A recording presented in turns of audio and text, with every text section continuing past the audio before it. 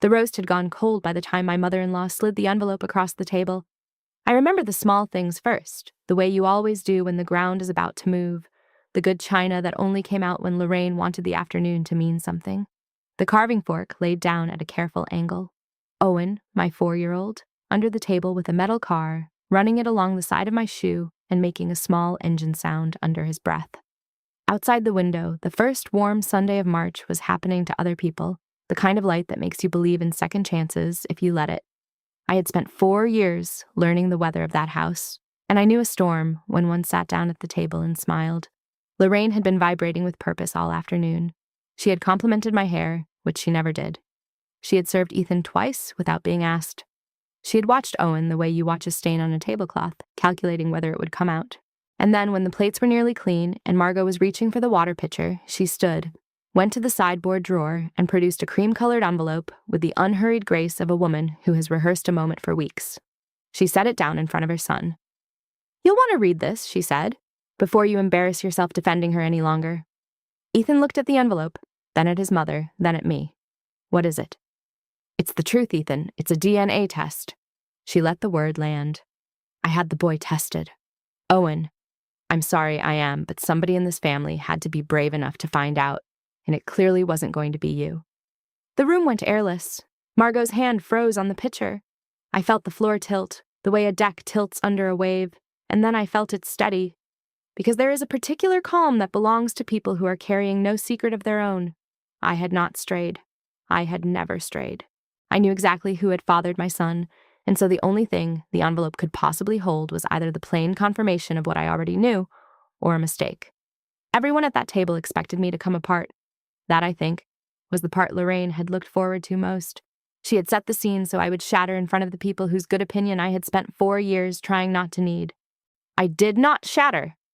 Ethan's hand hovered over the flap. He was looking at me, searching my face for the flinch that would tell him what to feel, and I understood in that second that the whole evening was going to turn, not on the paper, but on whether I gave him a reason to doubt me. I had none to give. "Read all of it, Ethan," I said. My voice came out quieter and steadier than I expected. Every page. He tore the flap. The paper came free, and the silence that followed was not the silence Lorraine had ordered. Let me pull back, because you cannot understand that table without understanding the 4 years that built it. I am not a schemer. I want to say that plainly, because Lorraine had spent a long time deciding I was one, and a decided thing has a way of becoming true in a room even when it is false. I was a florist's daughter from 2 towns over. I met Ethan at a wedding in the autumn of 2014, where I was arranging the centerpieces, and he was the best man who had lost the rings and was quietly losing his mind about it. I found them in the pocket of the wrong jacket. He bought me a coffee to say thank you, and then another one, a week later, that had nothing to do with rings. And that was that. He was kind in the plain way that honest people are kind. He reached for my hand at red lights. He could not say his father's name without his voice dropping half a register. I learned early that I had married a man with a hole in him, shaped exactly like Edmund, his father, who had died about 2 years before Owen was born, and whom Ethan had loved with the uncomplicated worship that some sons are lucky enough to feel. I had known Edmund myself for the brief while our lives overlapped, and I had liked him.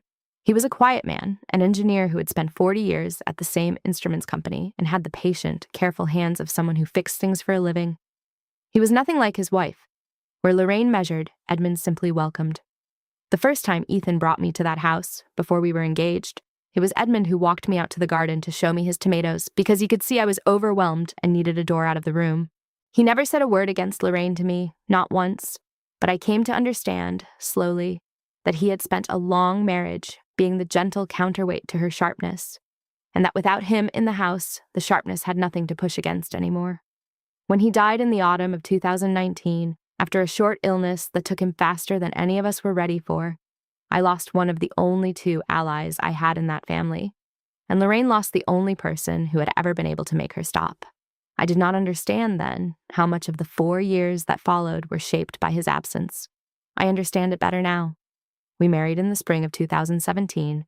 I became Claire Ashby, and I walked into a family that had already, without telling me the rules, decided where I would sit. Lorraine offered more than once to set us up properly.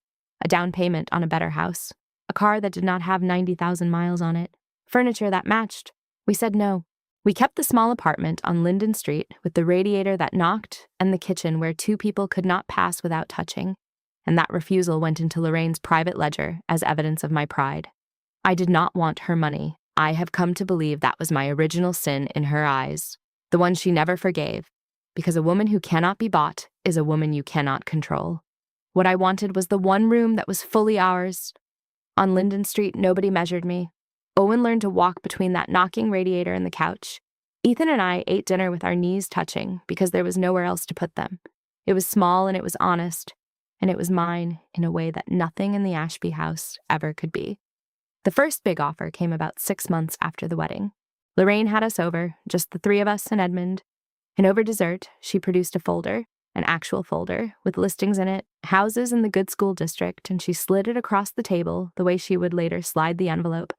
And she said she and Edmund wanted to help us get started properly, that there was no sense in two young people living in a shoebox when family could do better for them.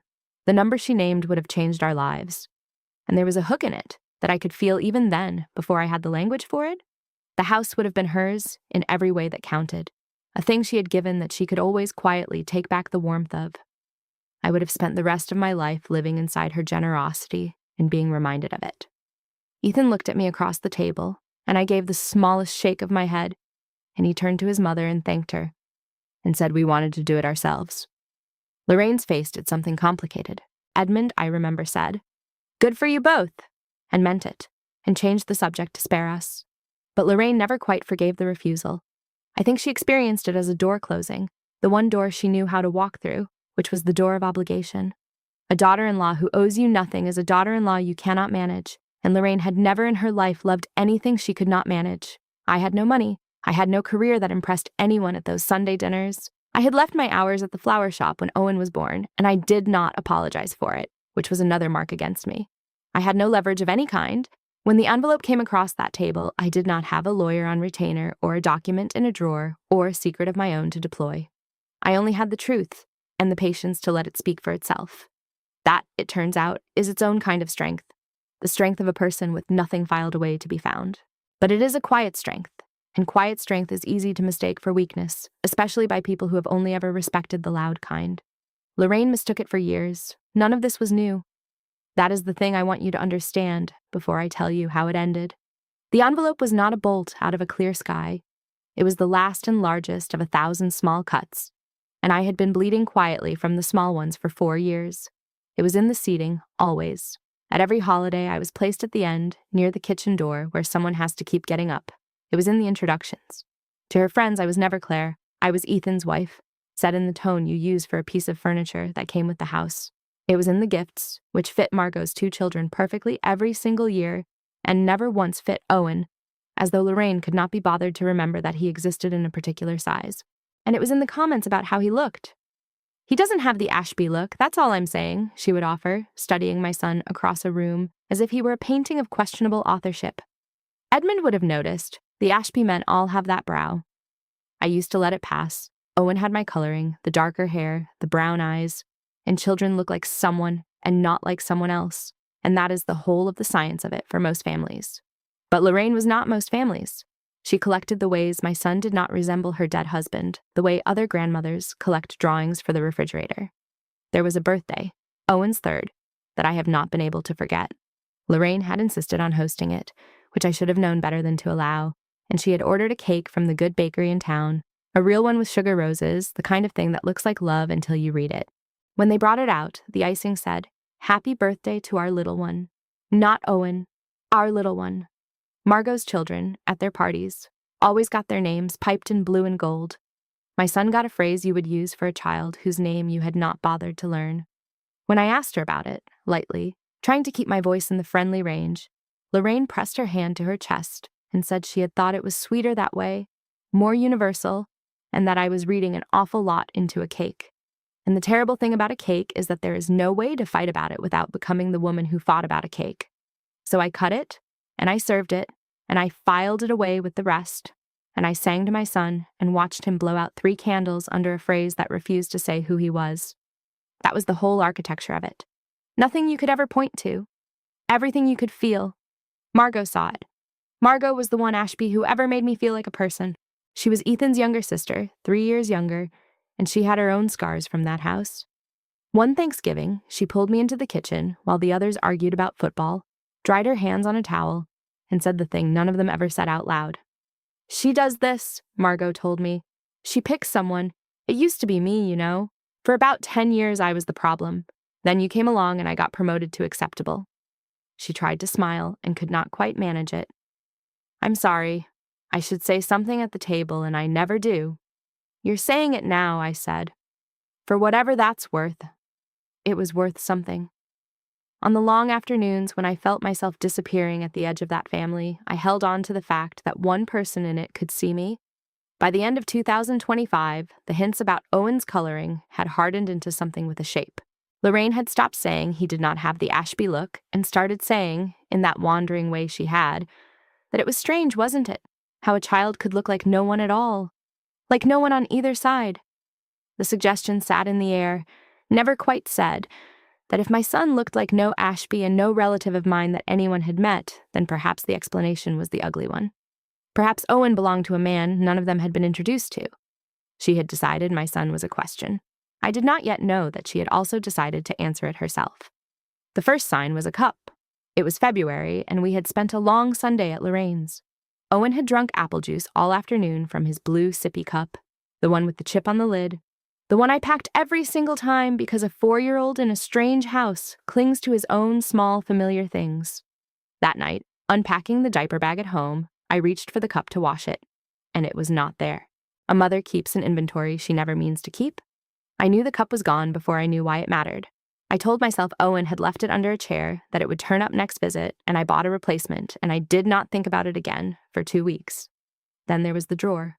In Edmund's old study, which Lorraine had kept exactly as it was the day he died, there was a low drawer in the bureau where she kept a few of his things: his watch, his reading glasses, his old safety razor, the heavy chrome one he had used every morning of his life. That drawer was, in the geography of that house, a kind of grave. It was always shut.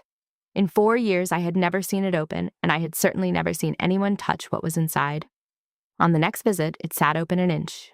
I noticed because I noticed things, and because an inch of open, in a drawer that is always closed, is as loud as a slammed door if you have learned to read a room the way I had. I walked past it on my way to the bathroom and glanced in, the way you cannot help glancing, and the heavy chrome razor was not in its place. I stood in that hallway and I understood, the way you understand a thing in your body before your mind agrees to say it, that my mother-in-law was assembling something. Owen's cup. Ethan's old razor, which had lived in her guest bathroom since before we were married, because he used to stay over and had left it there years ago. And now Edmund's razor, taken out of its grave. She was collecting samples.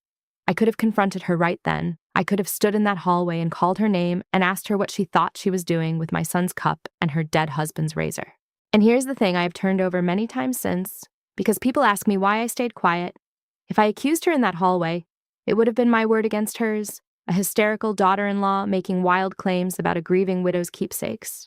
And she would have wept, and Ethan would have been caught between us, and nothing would have been proven about anything. A person who is building a trap should be allowed to finish building it. I said nothing. I drove home with Owen asleep in his car seat, and I filed it away with the cup, and I waited. She thought she was collecting proof against me. She was collecting it against herself, and I let her, because I trusted what the truth would say when it finally got the chance to speak. What I did not expect was how hard the waiting would be, because before the envelope arrived, the campaign came home with my husband. Through the first weeks of March, Ethan grew quiet in a way I had not seen since his father died. He came home from visits to his mother with a question behind his eyes that he would not ask. He held Owen a beat too long at bedtime, studying his face. He started saying my name at the start of sentences he then could not finish. "She said something today," he told me one night, standing in our narrow kitchen with his coat still on. I told her to stop. I did. "But Claire, why would she even say a thing like that unless—" He stopped. He could not even let the sentence reach its own edge. "Because if I'm the problem," I said, "she never has to be. It's easier for her if Owen is a question than if her own son married someone she can't run." He looked at me, miserable, and I watched the hairline crack run through the middle of my marriage, a crack I had not put there, set there by a woman who could not stand that her son had chosen a wife he would not trade for her approval. My friend Dana, who had known me since before any Ashby existed in my life, wanted me to end it the fast way. "Just take the test yourself," she said, over coffee in the blunt and loving way she had.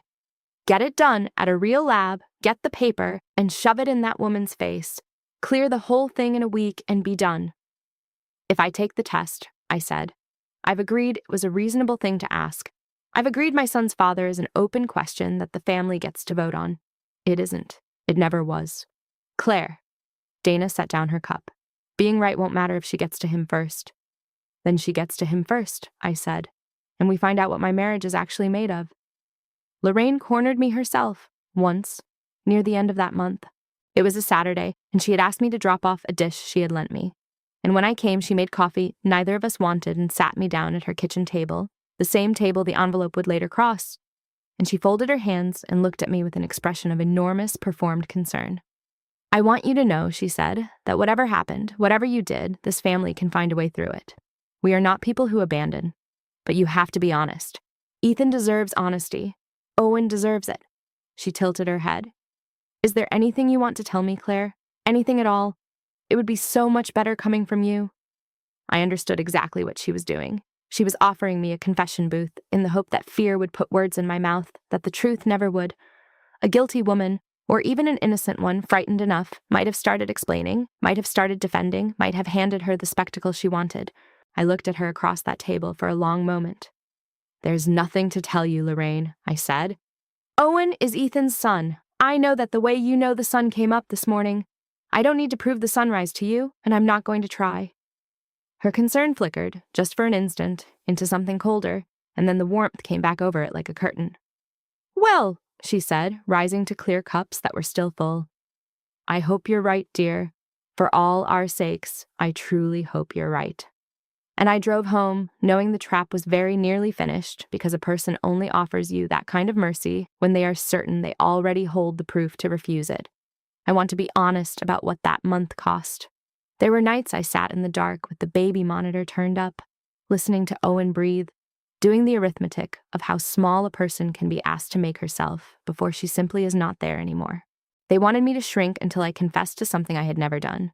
The pull to do it, to take the test, to grovel, to perform my innocence on demand just to make the quiet stop, was stronger than I will pretend it wasn't. I decided to stay exactly my size. It was Margot who told me the envelope had arrived, though she did not know that was what she was telling me. She called on a Thursday, uneasy. "Mom's planning something for Sunday," she said. "A special dinner, she keeps calling it. She asked me 3 times to make sure Ethan comes, and she's been smiling for a week." Margot paused. "That's never good. When she smiles like that, somebody's about to get hurt." I knew then, the cup, the razors, the weeks of silence, the special Sunday. The test had come back, and Lorraine had read whatever she wanted to read in it, and she had built a dinner around the reading. I made 3 decisions, quietly, standing in my kitchen with the phone still warm in my hand. I would go. I would not warn Ethan. And when the moment came, I would not defend myself with a single word because I trusted the document in that envelope more than I trusted any speech I could give. I would only insist that the whole of it be read, because I was certain, the way you are certain of gravity, that Lorraine would have read only the line she wanted and stopped there. I could have called Ethan and warned him. But a warning is a kind of pleading, and I was finished pleading. I dressed Owen on Sunday in his good green sweater, the one that made his brown eyes browner, and I went to that dinner the way you walk into cold water, slowly, on purpose, all the way in. We arrived a little after 1. Lorraine met us at the door in her Sunday blouse, her face arranged into warmth, and she made a small fuss over Owen that she had never once made before, crouching to his level, telling him how big he had gotten. And the wrongness of it crawled up the back of my neck because Lorraine did not crouch for Owen. Lorraine had spent 4 years studying Owen from a standing height. Margot was already there, in the kitchen, and when our eyes met across the room, she gave me a look I could not read, somewhere between apology and warning, the look of a person who knows the gun is in the room, but not yet where it is pointed. The meal itself was almost normal, which was the strangest part. We passed the potatoes. Ethan and Margot talked about a neighbor's renovation. Lorraine asked Ethan about work and listened to the answer with a patience that should have told me everything, because Lorraine did not usually wait for anyone to finish a sentence. The whole time, under the table, Owen drove his car along the side of my shoe and hummed, and I kept my hand on his small, warm head between courses. And I waited, because I had come there to wait, and the waiting was the only thing I had decided to do. It was when the plates were nearly clean that she rose and went to the sideboard. So now you know everything I knew when Ethan tore that envelope open. You know that I was not afraid of the paper. You know that the only fear I carried into that room was a smaller, stranger one. Not that the test would destroy me, but that the truth, when it finally spoke, was going to cost the man I loved more than his mother had ever intended, and that I would have to watch it happen and be unable to soften it. Ethan unfolded the pages. There were several of them, stapled, the header of a private laboratory across the top, the kind of clinical formatting that makes a thing feel true before you have read a word of it. He read the first page, and I watched his jaw set, and I knew he had reached the line his mother had built the afternoon around. "It says," he started, and his voice was careful. "It says the child does not match the paternal grandfather. It says the grandfather is excluded." "That's the point, Ethan," Lorraine said, and there it was, the eagerness she had been holding back all afternoon leaking through. "That's the whole point. He doesn't match your father. He doesn't carry the Ashby line. I am so sorry, my love, but you needed to know what she has been letting you raise." "Read all of it," I said again. I did not raise my voice. I lifted Owen out from under the table and settled him in my lap, his small back against my chest, and I held him and I let the document do what I could not. "Every page, Ethan. Read the rest." He turned the page.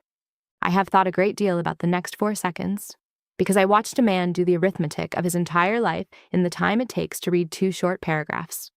His eyes moved down the second page.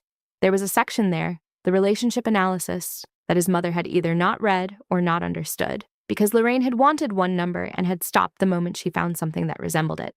The second page said 2 things, plainly in the flat language of a laboratory that has no stake in anyone's family. It said that the alleged father and the child, Ethan and Owen, shared a parent-child relationship to a probability of 99.99%. Owen was Ethan's son. There was no doubt in it, no asterisk, no soft language. My son was my husband's son, conclusively, on the same page his mother had handed him to prove otherwise. And it said why Owen did not match Edmund. Owen did not match the paternal grandfather because Ethan did not match the paternal grandfather, the sample submitted, as the grandfather was excluded as the biological father of the alleged father. Edmund Ashby was not Ethan's biological father. The test that Lorraine had built to prove my son did not belong to the Ashby line had proved, in the same breath on the same page, that her own son did not belong to it either. Ethan looked up. He looked at his mother first, then he looked at me.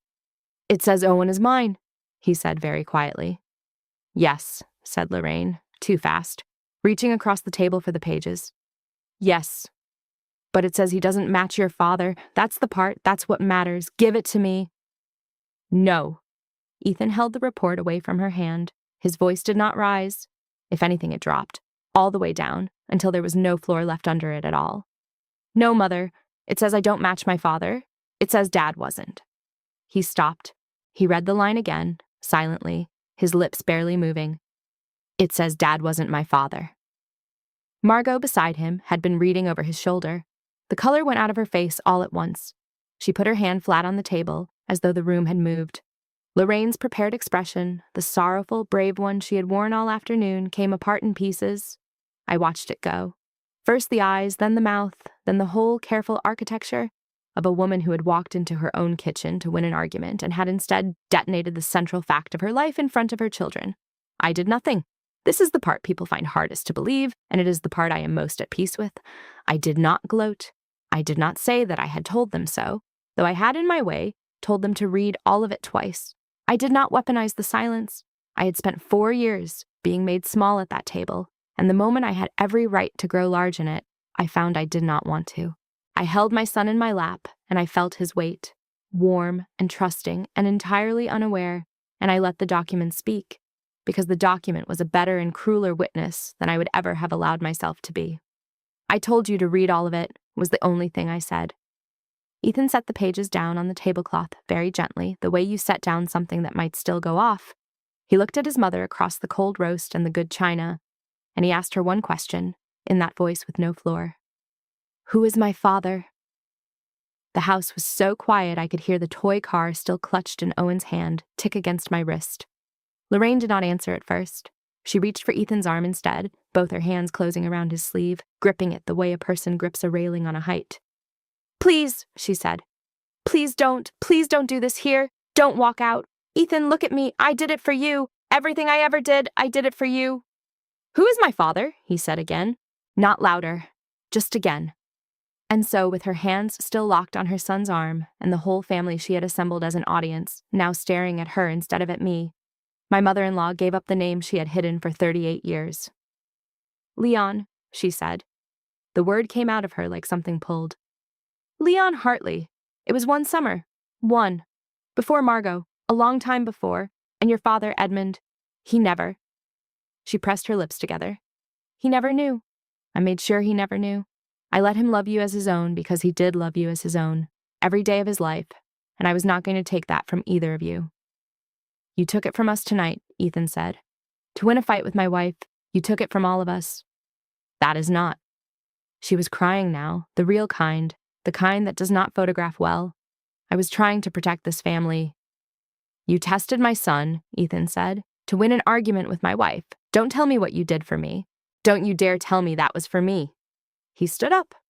He came around the table, and he crouched beside my chair, and he put one hand on Owen's small back and the other on my knee, and he looked up at me with an expression I had not seen on him since the day Owen was born, which was the look of a man who has just understood completely where he lives. Get your coats, he said softly. We're going home. And we did. We left the roast on the table and the report on the cloth and Lorraine in her chair with her hands empty. And we walked out into the warm March evening, and Margot walked out right behind us, her keys already in her hand, because she was not going to spend one more minute in that house either. The aftermath did not arrive all at once. Grief never does. It came in waves over the following weeks, and the waves moved through the people the way water finds the low places in a yard. That first night, Margot followed us back to Linden Street. The three of us sat at our small kitchen table while Owen slept, oblivious, in the next room, the toy car finally still on his nightstand. Margot held a mug of tea she did not drink and stared at the surface of it. He's still my brother, she said at last. It was half a question. Of course he is, I said. Blood was never the part that made him your brother. She laughed, a wet and broken sound. Listen to you. You're the one she did all this to, and you're the one comforting me. She wiped her face with the back of her hand. She picked the wrong person. She always picks the wrong person, but this time she really picked the wrong one. Ethan had not said much since the car. He sat with his hands wrapped around his own mug, looking at a spot on the table, and every so often I watched him reach for a memory and find it suddenly standing on different ground. His father teaching him to drive, his father at his college graduation, his father in the hospital at the end, gripping his hand. All of it real, none of it erased, and yet all of it now sitting on a fault line that had opened under his whole history. He never knew, Ethan said, to no one in particular. She said he never knew. Then he loved you for yourself, I said. Not because a test told him to, because he chose to, every single day, without a single drop of obligation in it. Ethan, that's not less than what you thought you had. In some ways, that's more. He did not answer me that night, but I saw him hear it. A week later, because Ethan needed to be certain, and because I would not let his mother's word be the final authority on anything ever again, we took the report to a genetic counselor. Her name was Dr. Cassandra Iyer, and she had the particular calm of a person who delivers true things for a living and has learned to deliver them without performance. She read the lab work in front of us, slowly, page by page, checking the markers and the methodology in the chain of the whole thing. When she was finished, she folded her hands on the desk. I want to be clear, and I want to be plain, because in my experience, that is the only kindness that holds up, she said. The paternity to your son is conclusive. Owen is your biological child. There is no ambiguity in that result at all. She looked at Ethan. And the exclusion of the man whose sample was submitted as your father is also conclusive. Both findings are in the same report. They were generated together. Whoever ordered this test received both pages at the same time. So she saw it, Ethan said. When she read it, she saw that Owen was mine. If she read past the first page, Dr. Iyer said carefully. She saw both. I cannot tell you what she read. I can only tell you that the information was not hidden. It was on the page, in order, one finding after the other. In the car afterward, Ethan was very quiet. Then he said, she found out Owen was mine on the same page where she found out I wasn't Dad's. And she still slid it across the table. She still tried to use the half of it that hurt you and just left the other half sitting there. He shook his head slowly. She would rather have blown up my whole life than admit she was wrong about you." I did not say anything to that, because there was nothing to add. He had arrived, on his own, at the center of it. The family, which had spent the whole of the spring being quietly prepared to pity Ethan and to doubt me, had to do its recalibrating in public. And families are clumsy at that. Word travels through a family like weather through a valley. By the following week, the aunts knew, and the cousins knew, and the version of events that Lorraine had spent months seeding, the version in which I was a faithless woman raising another man's child under her son's roof, simply collapsed, because the only document anyone could point to said the opposite in laboratory ink. Some of them called me.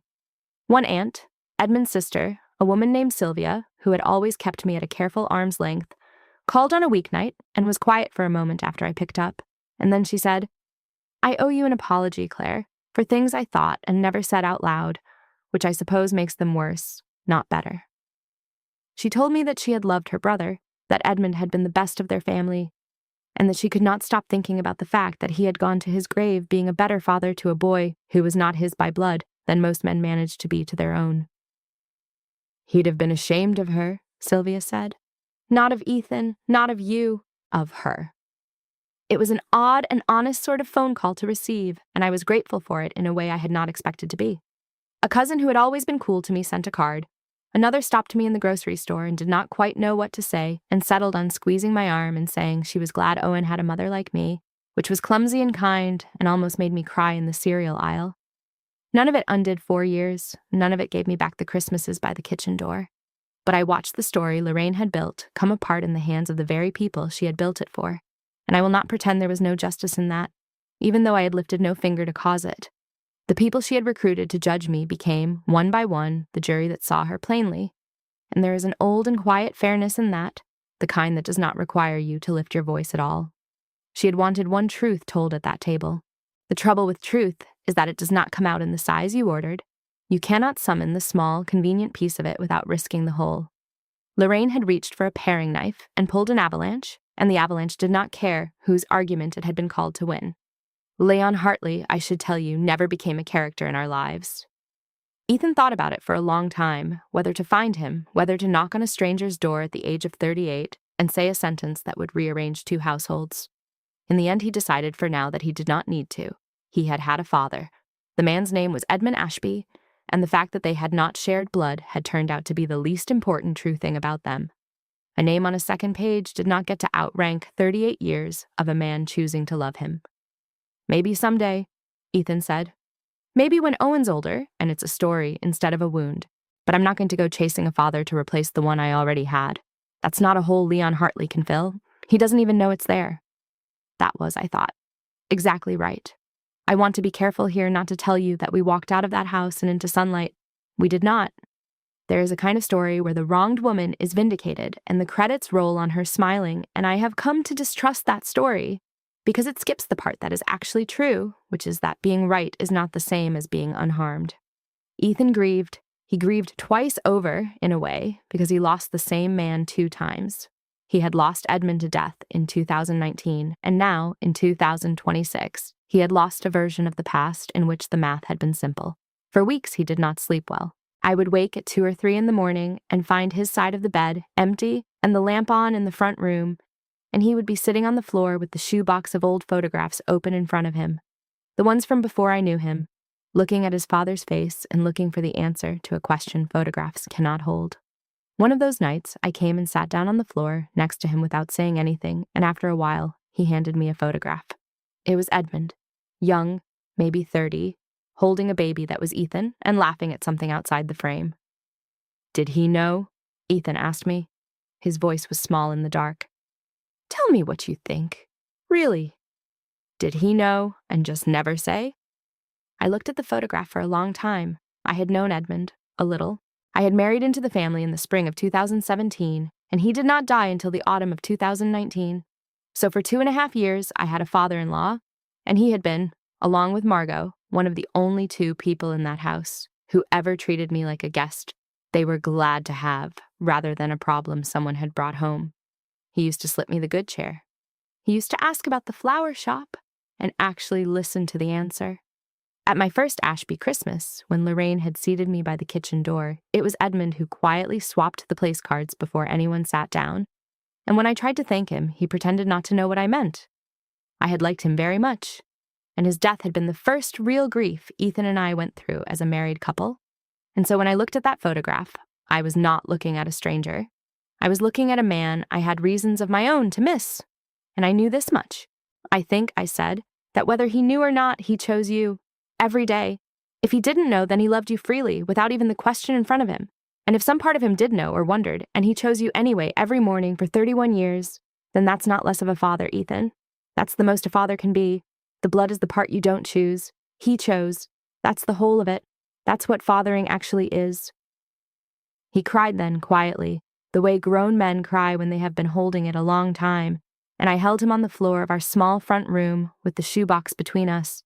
And outside the window, the street was empty, and the world kept being ordinary all around our particular grief, the way it always does. We talked in those weeks about what we would tell Owen and when. He was 4. He did not need the weight of any of it. We decided he would grow up knowing 2 things for certain before he ever had to know anything complicated, that he was wanted and that he was loved, and that there had never been 1 second of doubt about either in the people who actually raised him. The rest, the names and the dates and the sad arithmetic, could wait for an Owen old enough to hold it without being crushed.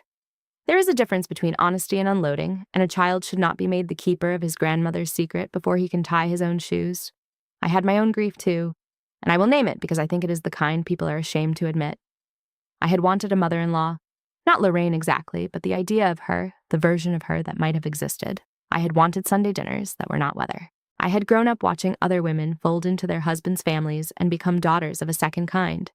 And some quiet part of me, even after 4 years of small cuts, had still been hoping that if I was patient enough, if I was good enough, if I needed nothing and demanded nothing and absorbed everything, she would one day look across the table and simply be glad I had come. I had to let that hope go. It is a strange thing to grieve a person who is still alive, to grieve a relationship that never actually existed except as something I kept hoping would begin. But I grieved it, sitting at my own kitchen table while Owen napped, and when I was done grieving it, I felt lighter. The way you feel when you finally set down a bag you have been carrying so long you forgot it was heavy. I had won an argument I never wanted to have. The prize was not a victory. The prize was a quieter, smaller, truer life, and a grief I had not budgeted for, and a husband who finally, fully, stood where he had always meant to stand. I decided that was enough. I decided it was, in fact, a great deal. Spring turned warm. The radiator on Linden Street stopped knocking because we stopped needing it. And slowly the shape of our lives settled into something new and good. The marriage held. I want to say that clearly because the whole machine of Lorraine's plan had been built to break it, and it did the opposite. A marriage tested against a lie comes out stronger because the test was never real. Ethan and I were closer in the months after that dinner than we had been since the early days. Closer in the specific way of 2 people who have seen exactly what the other is made of under pressure and were not disappointed. One evening in late April, we were in the kitchen, the 3 of us, Owen kneeling on a chair to help stir something that did not need stirring, and Ethan caught my eye over the top of our son's head. "I'm sorry," he said. "For what?"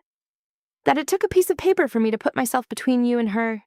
He said it plainly, no performance in it. "You shouldn't have had to wait 4 years for me to stand where I'm standing now. You shouldn't have had to be that patient. I see it. I see all of it now, the seating and the introductions and the gifts, all the little things you never made a fuss about. I should have seen it without a laboratory telling me to look." "You did stand there," I said. "When it counted, you stood up and you got our coats and you walked us out and you didn't look back. That's the part I'm going to keep, Ethan. Not the 4 years. That!" He came around the counter and kissed the top of my head, and Owen demanded to know why we were being gross, and we laughed, and that was the sound of the new house, the one we had built without moving at all.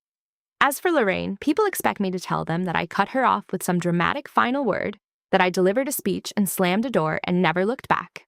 I did not. I have come to believe that the loudest endings are usually for the benefit of the person delivering them, and I did not need an ending that performed anything for anyone. I simply did not open the door very wide. She called. She wrote letters, long ones, in her careful hand, full of the word family and the word protect, and very little of the word sorry that was not immediately followed by the word but. She sent gifts. The first Christmas after, a large box arrived for Owen, expensive, the kind of gift she had never once thought to send him in the 4 years she was busy deciding he was a question. I did not slam the door on any of it. I let a birthday card reach my son, because a card is a small thing, and my son is allowed to have a grandmother send him a card. But a Sunday dinner was not on offer, and an unannounced visit was met at the door and not past it, and the wide open, fold me into the family access she had always had and always abused was simply, quietly, gone. I did not need her to suffer. This surprised me, because I had spent 4 years imagining versions of this moment in which she suffered a great deal. But when it came, I found that what I needed was not her suffering. What I needed was for her to be far away from my son, and it turned out those were two entirely different things, and I only wanted the second one. "You could let her have a little more," Ethan said once gently, not pushing, just checking the temperature of his own heart against mine. "If you wanted to, I'd follow your lead, but I want you to know it can be your call. After everything, it should be." "An inch," I said. "She can have an inch, a card to Owen, a photograph at Christmas, but she doesn't get to sit at a table with him and decide out loud whether he belongs. She had 4 years of tables. She used them to build a weapon. She doesn't get more tables." Ethan nodded slowly. "An inch," he agreed. Margot got the whole house. Margot, who had been the family problem before me, who had apologized in kitchens and meant it, who had walked out behind us without being asked, became something I had not expected to find in that family. A sister, an actual one. She and her 2 children started coming to Linden Street on the Sundays we used to spend being measured. Our small kitchen could barely hold all of us, the cousins underfoot. Owen showing off his cars, Margot and I at the counter with coffee, Ethan at the stove. It was loud and crowded and entirely ours. "It's funny," Margot said one of those afternoons, watching the kids pile onto our too small couch. "She spent her whole childhood making sure there was a wrong one in the family, and she finally made one big enough that she ended up being it." She did not say it cruelly. She said it sadly, the way you note the weather. I keep waiting to feel triumphant about that, and I just feel tired for her, honestly, and glad I'm here instead of there. "That's the right thing to feel," I said. "That's the only thing that doesn't poison you." There was a Sunday that summer that I keep folded up and carry with me. The whole crowd of us was at Linden Street, the windows open, Margot's too, and Owen building something elaborate and doomed out of couch cushions, Ethan and his sister arguing happily about whose memory of some childhood vacation was correct. I was at the counter slicing peaches, and I looked up and the room was full, genuinely full, of people who were glad to be in it. No one was seated by a door, no one was a question, no one was studying a child's face for evidence of a crime. It was just a small, loud kitchen on a warm afternoon, and it was the thing I had wanted from a family for 4 years and had been told, in 100 quiet ways, that I did not deserve. Owen asked about her once, that summer. He was old enough to notice that the grandmother who used to be at the big house was not in his life anymore, and he asked me, in the plain way of small children, where Grandma Lorraine went. I knelt down to his level, and I told him the truth in the size he could hold. I told him that Grandma Lorraine had made some choices that hurt people we love, and that grown-ups sometimes need a lot of space after that, and that none of it was his fault, not even a little, and that he was loved by more people than he could count. He thought about it for a moment with the seriousness only a 4-year-old can manage, and then he asked if he could have a peach, and I gave him one, and that was the whole of the conversation, which is exactly the right size for a conversation like that to be at his age. We kept the small apartment. We could have moved, eventually. Ethan got a promotion that autumn, and the money was no longer quite so tight, and we looked at a few houses with actual second bathrooms and hallways you could pass another person in. But every time we walked through one of them, something in both of us pulled back toward Linden Street, toward the radiator and the narrow kitchen and the front room with the worn spot on the floor where a shoebox of photographs had once sat open at 2 a.m. It turned out to be the only room big enough for all of us. Not in square feet, in the other way. The way that actually matters. I want to talk to you now, if you will let me, the way I have not allowed myself to talk to anyone in this story. If you are listening to this, there is a fair chance you have been the designated problem in someone else's family. The one who is seated near the kitchen door, the one introduced as someone's wife or someone's daughter and never quite by your own name, the one whose child is studied a beat too long, whose choices are filed away as evidence, who is asked, in 1,000 small and deniable ways, to prove a negative you were never guilty of in the first place. I want to tell you the one true thing the whole of it left me with. If they have decided you are the question, You are not required to spend your life being the answer. You do not have to take their test. You do not have to perform your innocence on demand to make the quiet stop. You do not have to shrink season after season in the hope that if you become small enough and useful enough and silent enough, they will finally decide to love you. That is a contract that never closes, because the problem was never you. The problem was that they needed someone to be the problem, and you were standing in a convenient place.